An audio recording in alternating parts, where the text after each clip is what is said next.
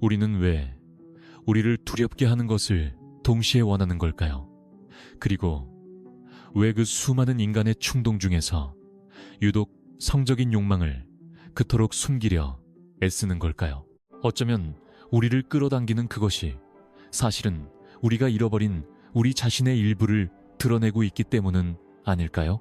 그에게 이 에너지는 원형적인 힘, 즉 쾌락뿐만 아니라 표현의 욕구를 지닌 일종의 원초적인 충동이었습니다. 천박함이 아닌 생명력으로서의 리비도였죠. 그래서 그것은 그토록 우리를 불편하게 합니다. 왜냐하면 그것은 사라지지 않고 있는 당신의 일부를 가리키고 있기 때문입니다. 왜 특정한 유형의 사람들에게 끌리는지 자문해 본 적이 있습니까? 혹은 왜 어떤 패티시가 당신을 불안하게 하면서도 동시에 흥분시키는지 궁금해한 적이 있나요? 때로는 욕망이 타인을 향하는 것이 아니라 안으로 향하기도 합니다. 잊히고 침묵당하고 심지어 억압되었지만 여전히 살아남아 표면으로 나오기를 고집하는 당신의 잊힌 부분을 향해서 말이죠.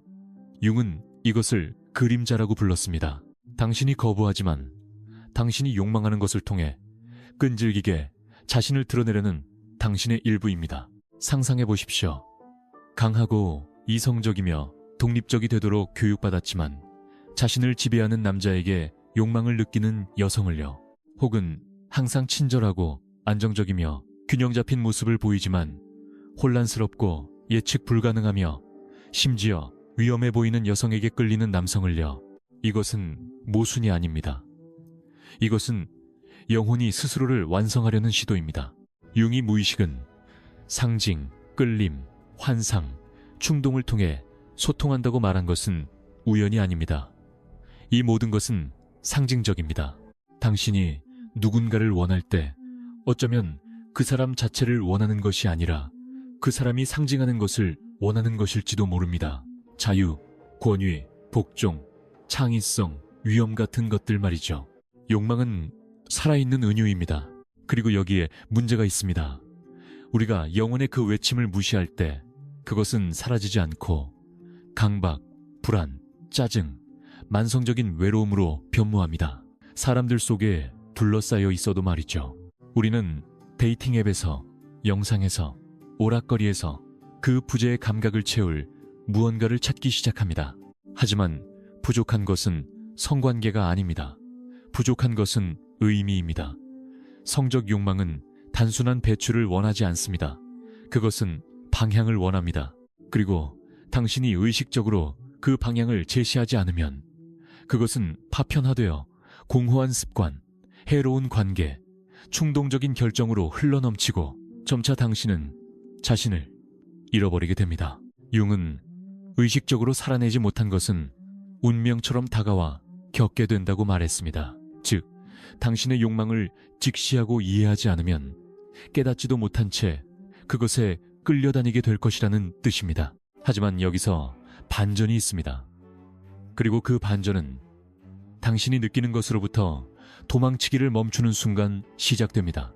굴복하거나 억압하는 대신 귀를 기울일 때, 이 굶주림이 나에게 무엇을 보여주려 하는가라고 물을 때, 어쩌면 그것은 더 대담해지고 더 취약해지고 더 진실해지려는 필요일지도 모릅니다. 무의식을 의식화하지 않으면 무의식이 당신의 삶을 지배할 것이고 당신은 그것을 운명이라 부를 것이다. 칼 구스타프 융. 아마도 아무도 우리에게 두려움 없이 욕망을 바라보는 법을 가르쳐주지 않았을 겁니다. 어쩌면 안전이라는 이름으로 질식해버린 당신의 창조적인 측면일지도 모릅니다. 어쩌면 숨 쉴 공간을 기다리며 수년 동안 갇혀있던 당신의 생명력일 수도 있습니다. 네, 욕망은 당신을 파괴할 수도 있습니다.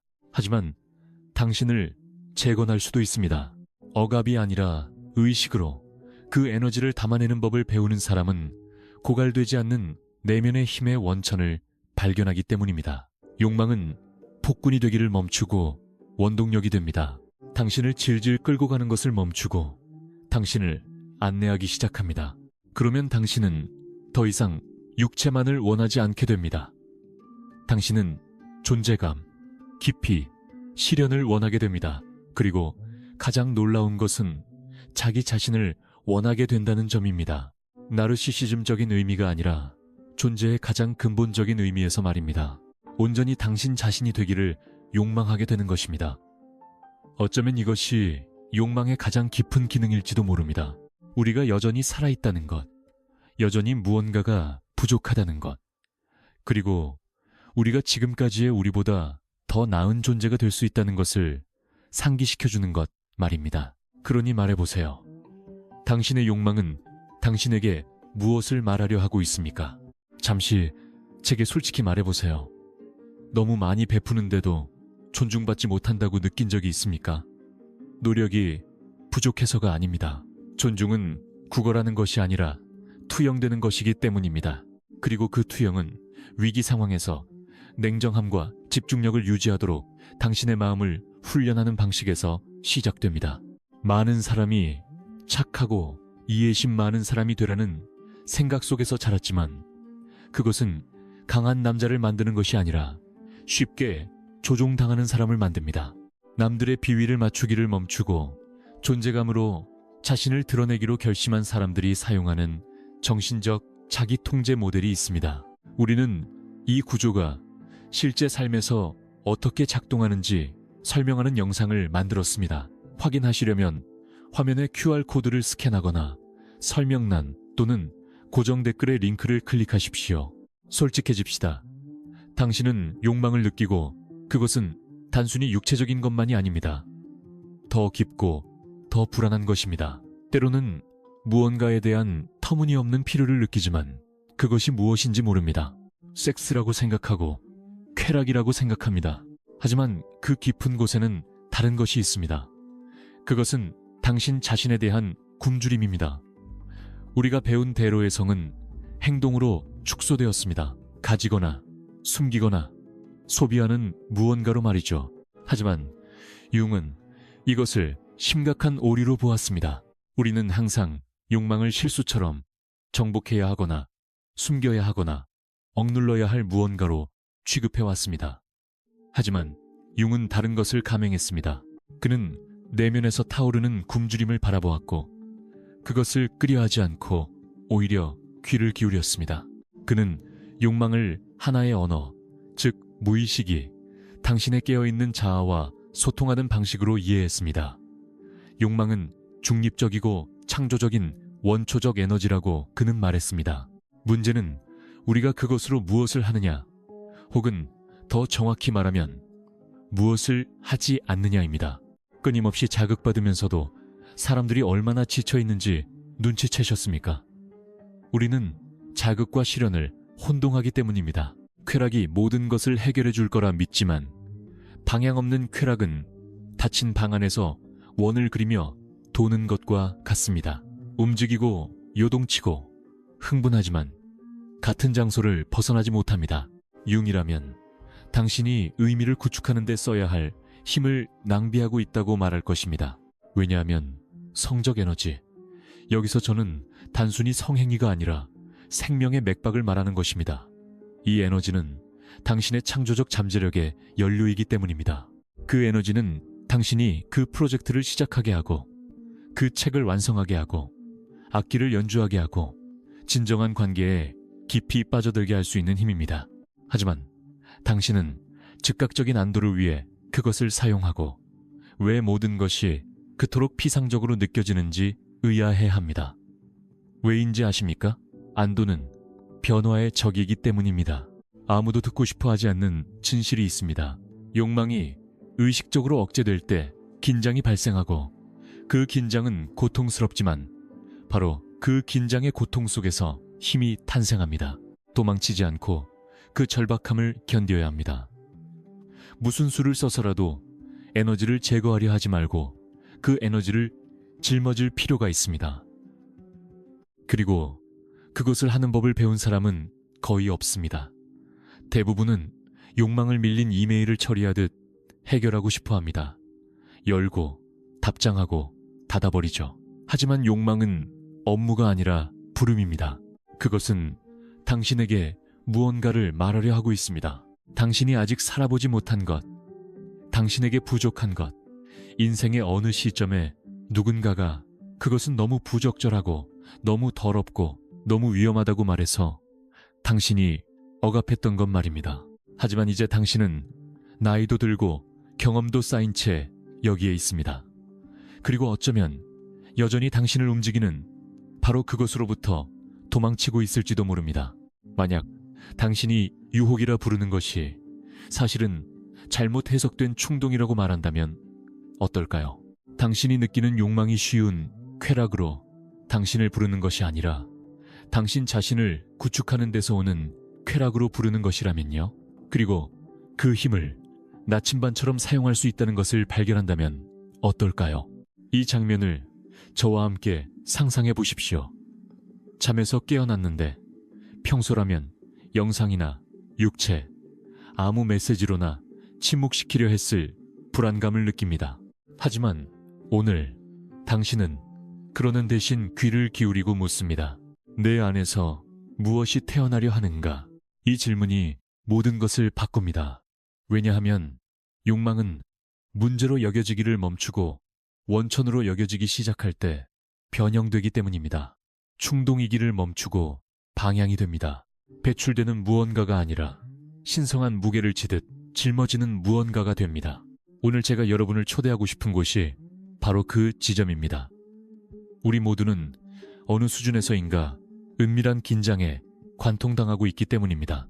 허락도 없이 나타나는 충동, 한밤중에 당신을 깨우고 이유도 모른 채 눈을 움직이게 하며 스스로 비난했던 바로 그것을 원하게 만드는 그 충동 말입니다. 그리고 이것을 배운 사람들에게 어떤 일이 일어나는지 아십니까? 그들은 더 강렬해지고 더 창의적이며 더 존재감 있는 사람이 됩니다. 눈빛에는 광채가 돌지만 인정을 구걸하는 결핍된 광채가 아닙니다. 그것은 내면에 무언가를 가진 사람, 불이 켜진 사람, 무언가를 짓고 있는 사람의 광채입니다. 이 사람들은 결코 지속되지 않는 쾌락에 쓰던 모든 에너지를 아이디어에, 작품에, 사명에 쏟을 수 있다는 것을 배웁니다. 이전에 반복을 향해 끌고 가던 충동이 이제는 초월을 향해 밀어줄 수 있다는 것을 이해합니다. 융은 이것을 리비도의 변환이라고 불렀지만 실제로는 보이는 것보다 더 단순합니다. 당신이 욕망하는 것이 밖에 있는 것이 아니라 안에 있으며 깊이 있게 사라져야 한다는 것을 깨닫는 행위입니다. 욕망을 부정할 필요는 없지만 욕망에게 집을 지어줄 필요는 있습니다. 단순히 피부가 아닌 행동이라는 몸을 심판하지 않고 방향을 잡아주는 마음을 억압하지 않고 승화시키는 정신을 주어야 합니다. 쾌락 그 자체는 중독을 만들지만 목적이 있는 쾌락은 그것은 삶을 바꿉니다. 그리고 어쩌면, 아주 어쩌면 오늘 당신을 괴롭히는 그 욕망이 내일 당신을 해방시킬 바로 그 욕망이 될지도 모릅니다. 선택은 당신의 몫입니다. 그녀는 설명할 수 없다고 말했습니다. 그는 그녀가 평소 동경하던 스타일의 남자가 아니었습니다. 딱딱한 인상, 속을 알 수 없는 눈빛, 기묘하고 때로는 거의 잔인하기까지 한 유머 감각을 가졌지만 그에게는 피할 수 없는 무언가가 있었습니다. 그가 방에 들어오면 그녀의 몸은 긴장하면서 동시에 무너져 내렸습니다. 마치 그녀 안에 무언가가 여기 위험이 있다. 하지만 여기 너의 것도 있다. 라고 말하는 것 같았습니다. 그녀는 그것을 합리화하려 했습니다. 경계, 자존감, 정서지능에 대해 배웠던 모든 것을 기억하려 했습니다. 빠져들지 않으려 했고 자신을 보호하려 했지만 소용없었습니다. 그녀를 끌어당기는 힘은 논리적인 것이 아니라 태고의 것이었습니다. 어둡고 익숙했죠. 그녀는 남자에게 유혹당하고 있는 것이 아니라 상처에 이끌리고 있었습니다. 칼융은 끌림이 무작위가 아니라고 말했습니다. 무의식은 상징을 통해 표현되며 사랑은 종종 영혼이 온전해지기 위한 가장 내밀한 드라마를 연기하는 변장술에 불과하다고 했습니다. 분석 심리학에서 그림자는 우리에게서 배제된 모든 것, 즉 욕망, 충동, 트라우마, 살아보지 못한 잠재력에 붙이는 이름입니다. 그리고 사랑이 강박적으로 시작될 때, 절박함이나 의존성을 냄 때, 그것은 거의 항상 그 내면의 심연을 복구하려는 시도입니다. 그래서 우리는 우리에게 상처를 주는 사람들에게 자석처럼 끌립니다. 우리가 약해서가 아니라 우리가 무의식적이기 때문입니다. 그 욕망은 단순히 몸에서 오는 것이 아닙니다. 그것은 영혼에서 옵니다.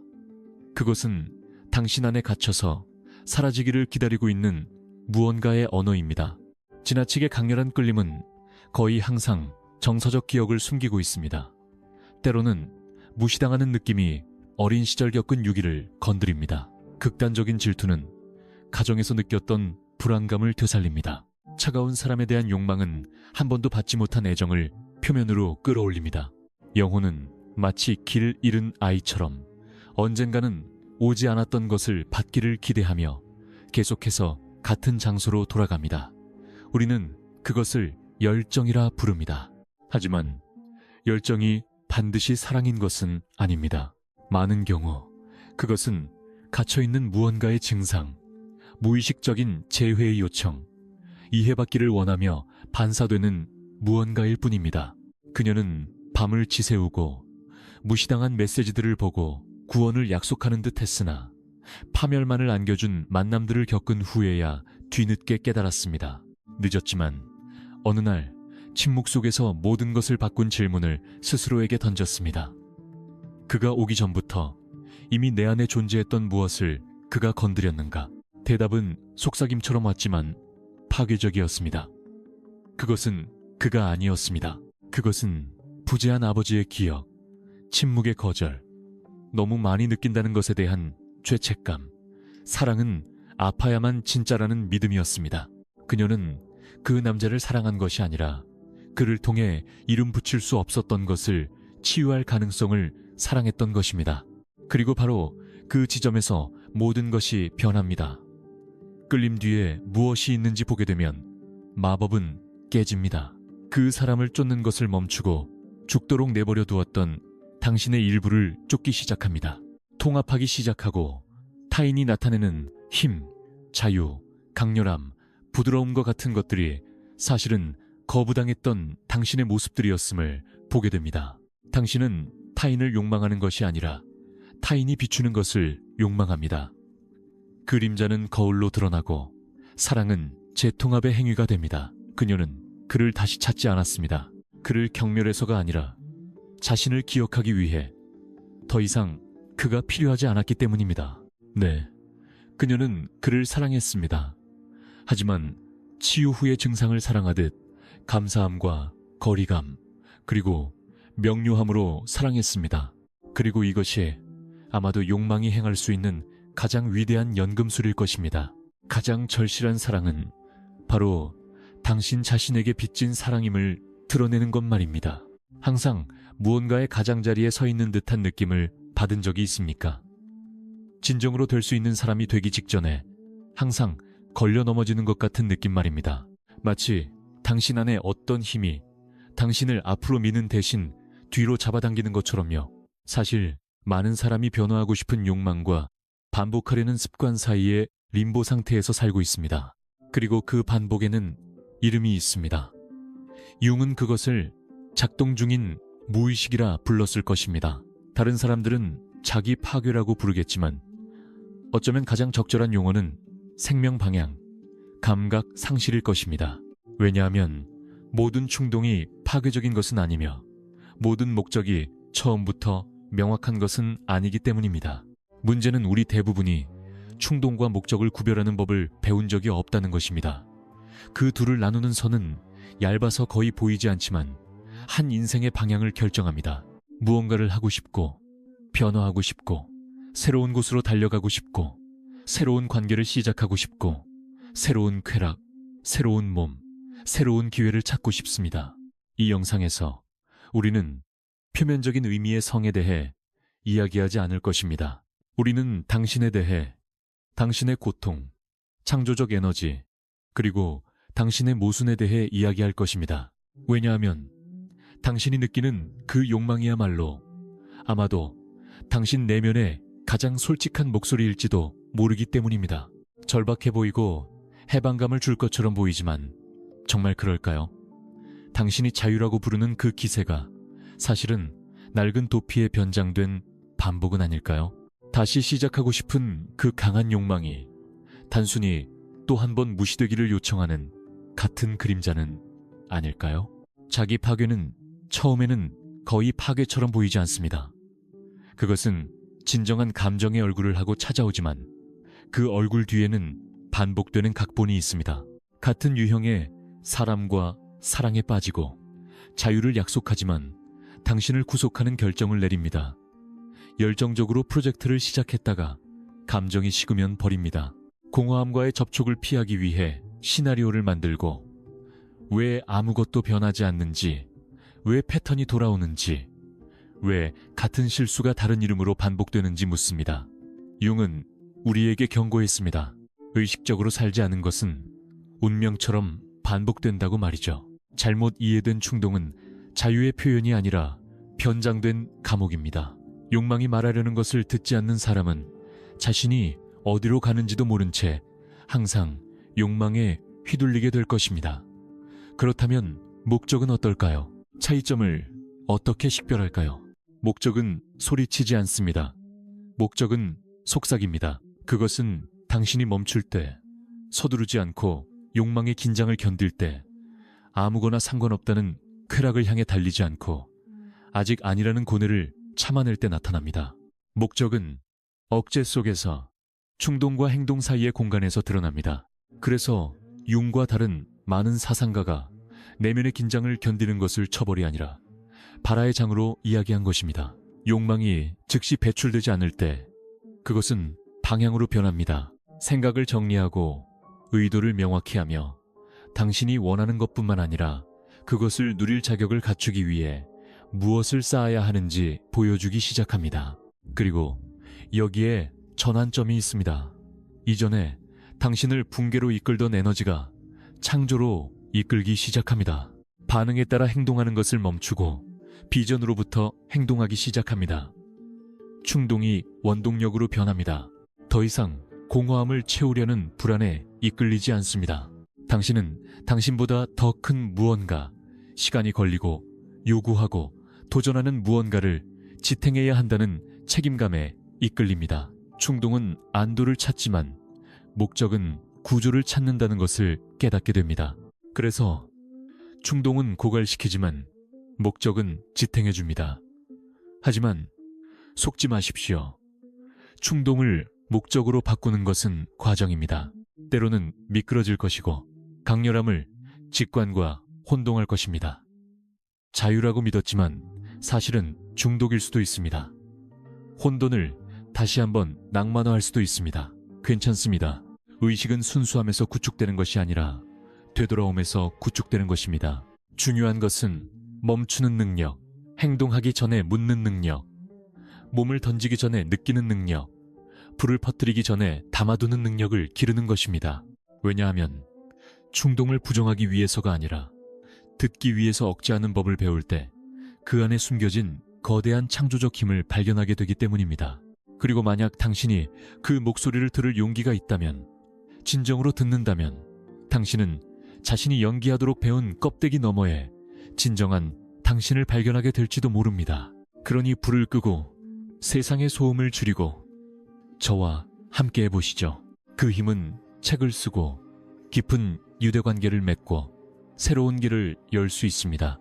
그 힘은 더 이상 자신을 파괴하며 사는 사람이 아니라 한 번에 하나의 의식적인 행동으로 자신을 지어가는 사람으로 당신을 변화시킬 수 있습니다. 마지막에 남는 질문은 단순합니다. 지금 무엇을 하고 싶은가? 가 아니라 그 욕망 뒤에 무엇이 있는가? 입니다. 당신은 끌려가고 있습니까? 아니면 운전하고 있습니까? 그것은 충동입니까? 아니면 목적입니까? 오직 당신만이 대답할 수 있습니다. 하지만 당신의 삶은 이미 오래전부터 대답해오고 있었습니다. 수년 동안 저 또한 저를 움직이는 것이 사랑이라고 믿었습니다. 아이디어에 대한, 사람들에 대한, 강렬한 순간들에 대한 사랑이라고요. 침대에서 저를 일으키는 것이 삶의 의미를 찾는 사람들의 아름답고 영감 있고 반쯤은 낭만적인 그 무언가라고 생각했습니다. 하지만 어느 날 제 관계, 집중력, 명료함 등 모든 것이 무너지기 시작했을 때 저는 그 모든 것 뒤에서 작용하는 더 깊은 무언가가 있음을 깨달았습니다. 그것은 사랑이 아니었습니다. 욕망이었습니다. 흔한 의미의 성적 욕망이 아니라 눈 뒤에 서식하며 당신과 함께 깨어나고 불안하게 잠드는 그 욕망 말입니다. 겉보기에 괜찮은 삶에서도 도망치고 싶게 만드는 욕망. 강렬함이라는 약속으로 유혹하지만 곧바로 공허함을 남기는 욕망. 어디로 가는지도 모른 채 달리게 만드는 욕망이었습니다. 그리고 오랫동안 저는 달렸습니다. 사랑하고 싶은 것이 아니라 흡수하고 싶은 사람들, 저 자신으로부터 저를 구해주겠다고 약속하는 경험들, 그런 감각들을 쫓아달렸습니다. 가슴속에는 끊임없는 불안이 마치 끊어지기 직전에 팽팽한 줄처럼 존재했습니다. 저는 그것이 생명력이라고 생각했습니다. 지금은 그것이 방향, 감각, 상실이었다는 것을 압니다. 그 과정은 제가 도망치기를 멈췄을 때 시작되었습니다. 난생 처음으로 충동에 복종하지 않고 욕망에 굴복하지 않고 머물렀고 느꼈고 많이 아팠지만 제 안에 무언가가 재편되기 시작했습니다. 저를 움직이던 에너지가 문제가 아니라는 것을 이해하기 시작했습니다. 문제는 제가 한 번도 멈춰서 그 소리를 들어본 적이 없다는 것이었습니다. 저는 항상 불을 꺼야 하는 사람처럼 그것을 배출해버렸습니다. 하지만 이 불이 제가 무엇을 하기를 원하는지 한 번도 묻지 않았습니다. 그리고 그 질문이 모든 것을 바꾸었습니다. 서서히 저는 욕망이 제가 달리기를 원한 것이 아니라 짖기를 원했다는 것을 깨달았습니다. 단순한 충동에 형태를 부여하고 반복하는 대신 지휘하고 소비하는 대신 창조하기를 원했습니다.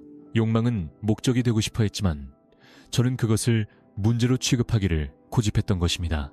그리고 제가 그 에너지를 제 안에 담아두기 시작했을 때 그것은 저를 다치게 하기를 멈추고 저를 안내하기 시작했습니다. 저에게 더 많은 규율, 더 많은 집중력, 더 많은 명료함을 주었습니다. 저는 그것으로 글을 쓰고 일하고 사랑할 수 있다는 것을 발견했습니다. 더 이상 저를 끌고 가는 야만적인 힘이 아니라 올바른 방향으로 저를 미는 살아있는 힘이었습니다. 하지만 그러기 위해서 저는 하나의 환상을 포기해야 했습니다. 속삭임처럼 다가오지만 내면에서는 비명처럼 느껴지는 그 욕망을 아십니까? 매력적인 누군가를 볼 때뿐만 아니라 혼자 있을 때, 침묵 속에서 자신의 반복되는 일상에 지쳐 있을 때 가장 예상치 못한 순간에 나타나는 그 충동 말입니다. 자유란 원할 때 원하는 것을 하는 것이라는 생각입니다. 그것은 자유가 아닙니다. 그것은 반응입니다. 진정한 자유는 충동을 느끼면서도 그것에 지배당하지 않을 수 있는 능력입니다. 지금은 아니야. 더 큰 무언가를 짓고 있으니까 라고 말할 수 있는 능력입니다. 흩어진 욕망만이 아니라 내면의 북극성을 갖는 것, 강렬함 속에 익사하지 않고 강렬하게 사는 것. 오늘도 저는 여전히 욕망을 느낍니다. 물론입니다. 여전히 열광하고 여전히 충동을 느끼며 여전히 인간입니다. 하지만 이제 그것이 나타나면 다르게 바라봅니다. 더 이상 집을 지배할 필요가 없는 옛 친구를 알아보듯이 말이죠. 저는 말합니다. 네가 보이지만 이제 어디로 갈지 선택하는 건 나야. 그리고 그것이 자유입니다. 모든 것을 통제하는 자유가 아니라 더 이상 자기 자신의 노예가 되지 않는 자유입니다. 만약 당신도 당신 안에서 그 힘을 느낀다면 당신을 끌고 가고 열광시키고 삼켜버리는 그 욕망을 느낀다면 그것이 당신을 파괴할 필요는 없다는 것을 아십시오. 그것은 당신을 정죄할 수 있고 당신의 명료함, 용기, 창조의 기반이 될 수 있습니다. 하지만 오직 당신이 담아내고 듣고 변형시킬 용기가 있을 때만 가능합니다. 욕망은 적이 아닙니다. 욕망은 초대장입니다. 그리고 자유는 당신이 그것을 받아들일 때 시작됩니다. 결국 이 영상이 당신에게 말하려 했던 것은 단순히 성적 욕망이 당신이 누구인지를 드러낸다는 것뿐만 아니라 욕망을 깊이 있게 들을 때 당신의 역사, 이미지, 이름 뒤에 여전히 숨겨진 것이 드러난다는 것입니다. 왜냐하면 그것은 허락을 구하지 않기 때문입니다. 그것은 꿈속으로, 충동 속으로 당신이 논리로 정당화하려 하지만 사실은 더 오래되고 더 야생적이며 더 진실한 곳에서 태어난 열정 속으로 스며듭니다. 평생 그것을 억누르려 노력하며 살 수도 있고 그 힘과 함께 춤추는 법을 배울 수도 있습니다. 그리고 그 춤은 의식을 요구하고 존재감을 요구하며 느끼는 것에 대한 두려움 뒤에 다시는 숨지 않을 용기를 요구합니다. 왜냐하면 이해되지 않은 욕망은 당신을 삼켜버리지만 수용된 욕망은 당신을 지어 올리기 때문입니다. 그러니 질문은 욕망을 느끼느냐가 아닙니다. 질문은 이제 그것으로 무엇을 할 것인가입니다. 하나 고백하겠습니다. 수년 동안 저 또한 제 욕망으로부터 도망쳤습니다. 그것이 나약함의 신호라고 믿었습니다. 너무 많이 생각하고 너무 많이 갈망하고 너무 많이 원하는 것은 통제력 없는 사람이나 하는 짓이라고 생각했습니다. 그래서 저는 제가 강함이라고 생각했던 것에 풍자화가 되었습니다.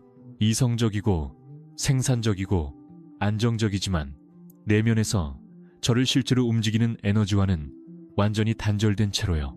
모든 것이 변하기 시작한 것은 아무도 보지 못하는 피로의 순간, 바로 그때였습니다. 무언가가 요동치고 열기, 결핍, 어떤 부름이 느껴지지만 항상 그것을 정의할 수는 없습니다.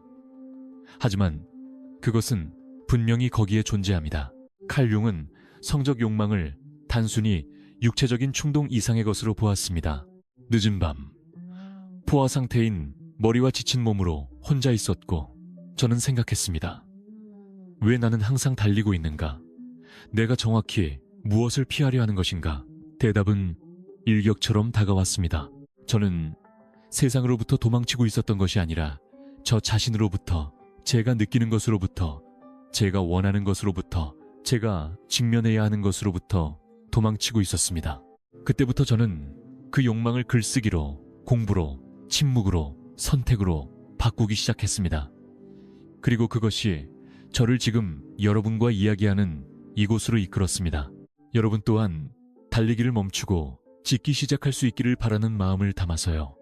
여기까지 함께 해주셔서 감사합니다. 이 공간은 쉬운 해결책이 아닌 진정한 동행에 관한 곳입니다. 만약 이 대화가 어떤 식으로든 당신을 관통했다면 이미 그 가치는 충분합니다. 그리고 이 모든 내용이 당신에게 울림을 주었다면 반응성을 자기 통제로 내면의 혼란을 확고한 존재감으로 바꾸는 이 방법을 적용하는 법을 이해하기 위해 설명란이나 고정 댓글의 링크를 클릭하십시오. 그리고 이 영상이 마음에 드셨다면 좋아요를 누르고 댓글을 달고 구독해 주십시오. 아니면 그 모든 것을 무시하고 아무것도 느끼지 않은 척 하셔도 됩니다. 하지만 그러면 당신 대신 당신의 무의식이 댓글을 달게 될 것입니다. 경고했습니다. 지금 화면에 2개의 영상이 나타나고 있습니다. 하나는 아마도 당신이 아직 생각할 용기를 내지 못한 무언가에 대해 이야기할 것입니다. 다른 하나는 어쩌면 당신이 은밀하게 이미 알고 있는 무언가를 드러낼지도 모릅니다. 신중하게 선택하시거나 단순히 끌리는 것을 느껴보십시오. 거기서 뵙겠습니다.